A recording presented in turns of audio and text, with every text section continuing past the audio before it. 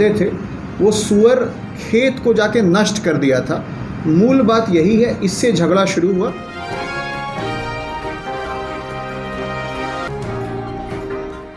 नमस्कार, मैं राजेश और आप देख रहे हैं न्यूज़ 365। ये आप जो देख रहे हैं ये एक नहीं, कुल मिलाकर के 9 ऐसे अपराधी हैं जो छोटी सी बात को लेकर के अपने गोतिया झामेश्वर बेदिया और उनकी 2 पत्नियों को बड़ी निर्ममता से कोड़ी और फावड़े से मारकर हत्या कर दी। आपको बताते चले कि झामेश्वर बेदिया का एक पिगरी फार्मा था, सुअर पालन करते थे और सुअर पालन खेत में जाकर के सहजानाथ बेदिया के वगैरह लोगों के खेत में जाकर के सुअर उनका धान को नष्ट कर दिया, जिसके चलते ये मामला बढ़ा और मर्डर तक पहुंच गया। आपको हम बताते चले कि छोटी सी झड़प हुई थी, आपसी समझौता हुआ था कि हम जो नुकसान हुआ हो हम वापस कर देंगे। यही मांग करने के लिए झामेश्वर बेदिया के यहाँ पहुंचे थे, लेकिन बातों बातों में बात बढ़ गई और कोड़ी और फारसों से उनका 10-15 लोग मिलकर के हत्या कर दिया और भाग गए जंगल की ओर। उनका भतीजा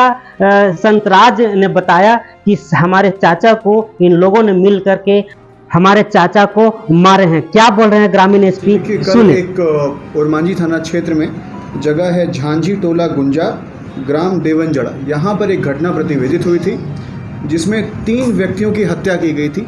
एक व्यक्ति जिनका नाम है झामेश्वर बेदिया, इनकी उम्र करीब 42 वर्ष, इनकी 2 पत्नियां थीं, सरिता देवी और संजू देवी। इन तीनों की हत्या की गई थी। हत्या की सूचना मिलते ही पुलिस जो है वो स्पॉट पर पहुंची और अपनी जांच शुरू की। प्रारंभिक जांच में जो मामला आया था वो कुछ इस तरीके का है कि इनकी आपस में गोतियों के साथ झगड़ा था। झगड़े का सबसे बड़ा कारण ये था कि कुछ डोमेस्टिकेशन किया गया था पिग्स का, सुअर पालते थे, वो सुअर खेत को जाके नष्ट कर दिया था। मूल बात यही है, इससे झगड़ा शुरू हुआ, लेकिन ये कुछ समय पहले हुआ था, तकरीबन 2 सप्ताह पहले ये घटना हुई थी। उसके बाद सारे परिवार में वहाँ पर आपस में मनमुटाव था। जिन व्यक्ति की हत्या की गई है इन पे भी ये आरोप है कि कुछ दिन पहले, इस घटना से तकरीबन 2-3 दिन पहले, इन्होंने जाकर इनके ही गोतिया के लोगों के साथ मारपीट की। उसमें शायद सर्वर लोगों का फटा था, कुछ चोटें आई थी। उसी बात को लेके कल सुबह लगभग 10-साढ़े 10 बजे के आसपास 10-12 लोग, 11 जो है नेम्ड हैं और 3-4 अज्ञात हैं, इतनी संख्या में लोग इनके घर पे पहुँचे और बेसिक डिमांड ये था कि आपने जो मारपीट की है, जिसमें चोट आई है, उसका आप हर्जाना दीजिए। इस बात से विवाद शुरू हुआ। आपस में लोगों ने झगड़ा किया और जो ट्रेडिशनल हथियार होते हैं, लाठी, डंडा, दावली, चापड़, कुदाल, इनको इस्तेमाल करके 3 लोगों को मार दिया गया। जब ये घटना हो रही थी तो उसी परिवार के जहाँ पे मृत्यु हुई है उसके 2 लोग, एक मृतक का भतीजा और दूसरा मृतक का एक बेटा है, वो भी वहाँ पे मौजूद था। मृतक का भतीजे को भी चोटें आई हैं, उनके हाथ में फ्रैक्चर है जिसका इलाज कराया गया है। तो इस केस के वादी जो है वो मृतक के भतीजे ही हैं। उन्होंने भी किसी तरीके से अपनी जान बचा के वहाँ से वो भागे, लेकिन जब दोबारा आए तो देखा कि 3 लोगों की मृत्यु हो गई है। वही हाल उस छोटे बच्चे के साथ भी हुआ, उसने भी देखा, लेकिन वो भी बेचारा वहाँ से भागा और जब आके देखा तो देखा कि उसके पिता और उसकी बायोलॉजिकल मदर और एक और जो उनकी जो बड़ी मदर थी, उनका भी डेथ हो गया।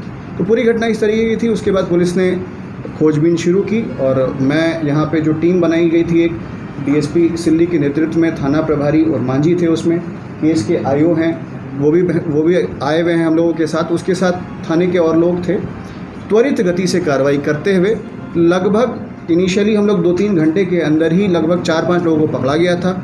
उनकी निशानदेही पे और लोगों को पकड़ा गया। अभी की जो संख्या है 11 जो नेम्ड अक्यूज थे उसमें 9 लोगों को पकड़ लिया गया है।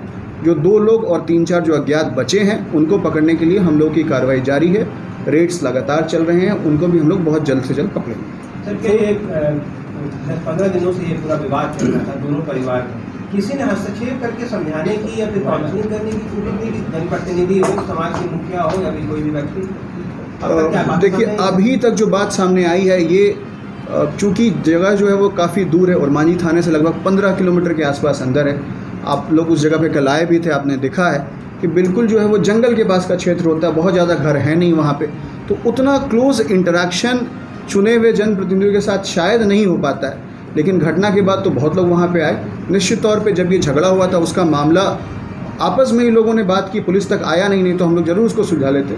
तो ये एक निश्चित तौर पे ये एक प्रश्न तो है ही आपका, लेकिन अभी तक प्रारंभिक जो हम लोगों की जांच हुई है, जिसमें लोगों को पकड़ा है, जिन लोगों ने कन्फेशन जो हम लोगों ने लिया है पुलिस ने, उसमें इस तरह की बात कि कोई मुखिया या फिर कोई जनप्रतिनिधि आके बीच बचाव करे, वो अभी तक प्रतिवेदित हम लोगों के सामने नहीं है। सर, क्या माहौल जब मामला हुआ था, विवाद हुआ था, तो क्या संबंधित मामले से लेकर आवेदन दिया गया था थाने में? नहीं, वही मैं कह रहा हूँ कि पुलिस के पास वो मामला आया ही नहीं था। हमारे पास सूचना जो मिली है कल की घटना के बाद ही मिली। अभी क्या माहौल है वहाँ पर, क्योंकि दोपहर तक काफ़ी फोर्स वहाँ पर डिप्लॉयड थी? देखिए फोर्स इसलिए डिप्लॉय किया गया है क्योंकि वहाँ पे 4-5 घर हैं। अगर आप लोकेशन देखेंगे, एक परिवार के 3 लोगों की हत्या हुई है, उस परिवार में और भी लोग हैं, और जो हत्या करने वाले लोग थे, जिन पे इनिशियली जब हम लोगों ने जांच शुरू किया गया तो 4-5 घर अगल बगल के ही थे। ऐसी स्थिति में कभी कभी क्या होता है कि दोनों तरफ के लोग फिर से लड़ना शुरू कर देते हैं। इसीलिए सुरक्षा के दृष्टिकोण से पुलिस की तैनाती वहाँ पर हम लोगों ने कर रखी है। सर, क्या प्रॉपर्टी से रिलेटेड कुछ बातें निकल कर सामने? नहीं, कुछ भी ऐसा सामने नहीं, प्रॉपर्टी का कोई इशू नहीं। तो सर, मूल वो मारपीट हुई, तो उसके बाद सेकंड दिन वो लोग गए, वही कहा गया। ये जो इनिशियली जो मारपीट जो 14 दिन पहले जो हुआ था, वो सुअर के चरने से हुआ था। उसके बाद जो मैंने बताया कि एक जो है इन लोगों में आपस में विवाद हुआ था, किसी का सर फोड़ दिया गया था, उसी के लिए मुआवजा मांगने आए थे, हर्जाने के लिए आए थे, उसमें बात बढ़ गई और